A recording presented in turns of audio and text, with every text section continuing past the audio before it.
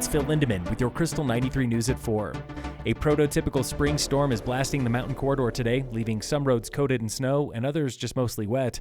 US 6 Loveland Pass is closed overnight. Be ready for staggered hazmat at the tunnels. A winter weather advisory is good through tomorrow morning. Expect whiteouts tonight on Fremont, Hoosier, and Vail passes. You might even hear a crack of thunder. Town of Vail was testing its new emergency chain law today, giving local cops the authority to stop truckers without chains.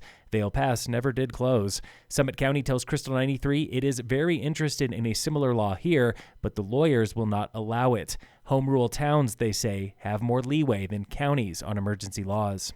Summit's dirt roads are in much better shape than its paved roads, seasonal potholes not included. County commissioners learned this today from Road and Bridge, which got Commissioner Eric Mamula thinking. I honestly don't think we should be paving any gravel roads. With the state of everything else, we have to take care of our asphalt first. Gravel is cheaper too. A mile of repaved road costs over $1 million here locally. Several miles of dirt road grading, less than $100,000. Summit County has a choice to make: launch a brand new microtransit service with free on-demand shuttles, or build a $43 million bus barn with the largest grant in rural transit history.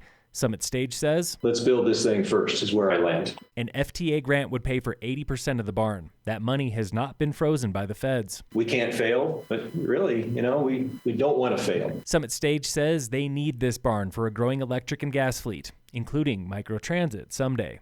Budgets and funding, they're all fiery topics for every local official right now. Commissioner Tamara Pogue wants to know, what services do they think that we provide that aren't as important? I really encourage folks to take a look at the county budget that's already on our website. Pogue knows it is hard to pull back on services we already enjoy, but something, she says, has to go. Where does that money come from? A county website, fundingsummitcounty.com, breaks it all down. More than half of county funding comes from property and other taxes. Most of that is your mill levy. 17% comes from service charges, less than 13% from grants, just 5% from licensing and permit fees.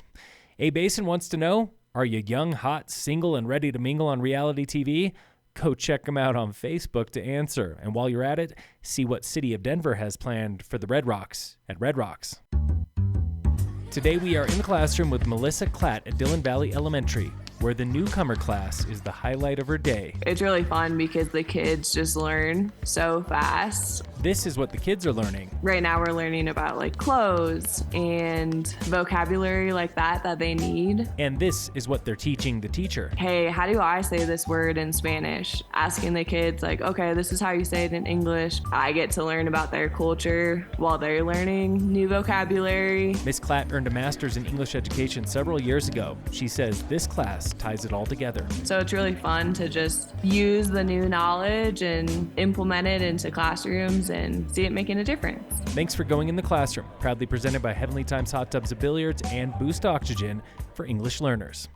In sports, the Nuggets played the Timberwolves tonight. Summit County skiers were spared the nasty winds today, but not Wolf Creek, where it was gusting over 70 miles per hour. The slopes never opened. And in local sports, the Breckenridge Vipers are on the road to Santa Rosa for opening round of the Mountain Hockey League playoffs, opening game this Friday. Their season record against Santa Rosa, 0-2. Phil Lindemann, Krystal 93 News.